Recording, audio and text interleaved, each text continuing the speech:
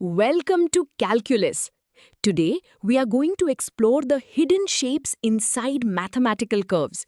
We will learn how to mathematically describe the bending of a curve, which is a powerful tool used in everything from physics to economics. By the end of this video, you will understand exactly how to find these hidden transitions. Let us start with a simple analogy to build our intuition. Imagine you are driving a car along a winding mountain road. As you turn the steering wheel to the left, your car follows a path that curves inward, much like the inside of a bowl. In mathematics, we call this shape convex or concave up because it looks like a cup that can hold water. When you suddenly turn the wheel to the right to go over a hill, the path bulges outward like an umbrella.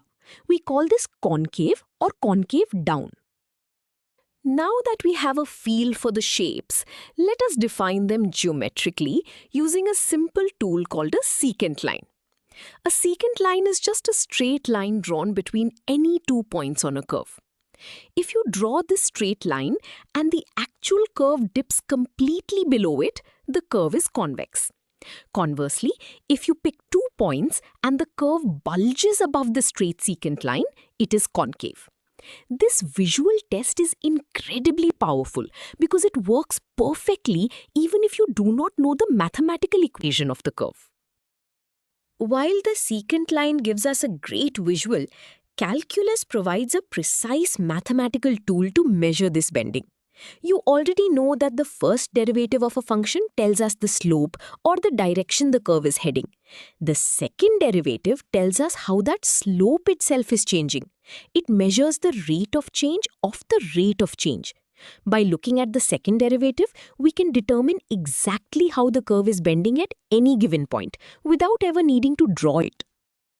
This brings us to our first formal mathematical condition. If the second derivative of a function is strictly greater than 0, it means the slope is constantly increasing as you move from left to right. Imagine the slope going from a steep negative, flattening out to 0, and then becoming a steep positive. This upward bending means the function is convex or concave up on that specific interval. Physically, if this were a graph of position, a positive second derivative would mean the object is accelerating forward. The rate of change is continuously growing. On the flip side, we have the mathematical condition for concavity. If the second derivative is strictly less than 0, the slope is constantly decreasing as you move along the axis.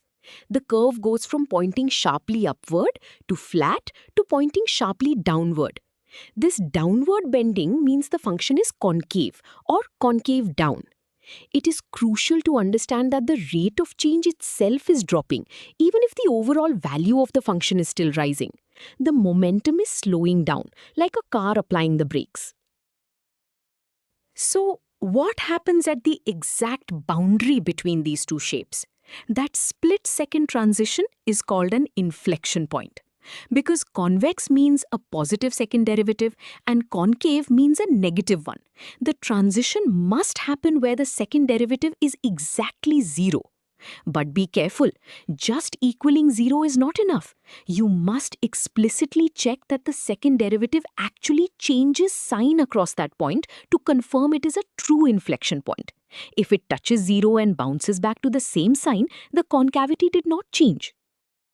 Let us look at this journey visually. On the left side of this graph, the curve bulges above the straight secant line. It is concave down, meaning the second derivative is negative. On the right side, the curve dips below the secant line. It is convex or concave up, meaning the second derivative is positive. That prominent dot right in the middle is the inflection point. It is the exact moment the bending reverses and the second derivative crosses through 0. Before we move on to more complex ideas, let us see this with a concrete mathematical example. We are given a specific cubic polynomial function and we need to find its intervals of concavity and its exact inflection points.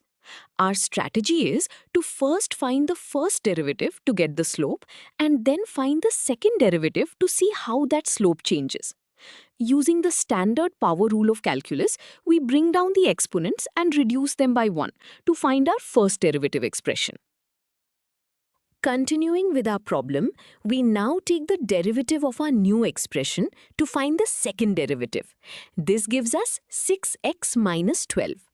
This formula tells us the rate of change of the slope. To find our candidate for an inflection point, we must find exactly where the second derivative is equal to 0. We set the entire expression to 0, add 12 to both sides, and divide by 6. This isolates the variable x and gives us a candidate point at x equals 2. Now for the final and most crucial step, verifying the sign change. We test a value less than 2, say 1, and plug it into our second derivative. We get negative 6, meaning the curve is concave down. Then we test a value greater than 2, say 3, and get positive 6, meaning the curve is convex. Because the sign actually changed from negative to positive, we have confirmed that x equals 2 is a true inflection point. Now that we have used this mathematical tool, let us apply it to the real world. In business, concavity is incredibly useful for analyzing costs. Marginal cost is the extra cost of producing one more unit. Initially, a factory gets more efficient and marginal cost drops. But eventually, machines overwork and costs rise again. The exact production level where this transition happens, where efficiency peaks, is an inflection point on the total cost curve. Let us look at a specific marginal cost scenario to see how this works in practice.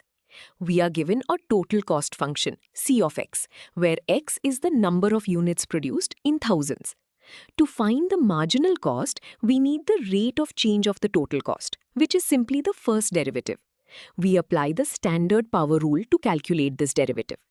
This new quadratic function represents the marginal cost, which is the exact cost of producing the very next item on the assembly line. We want to find the exact production level where this marginal cost stops decreasing and starts increasing. In calculus terms, we are looking for the minimum of the marginal cost. To find this, we take the second derivative of the total cost, which gives us 6x minus 6. We set the second derivative to 0 to find the critical threshold where the behavior flips.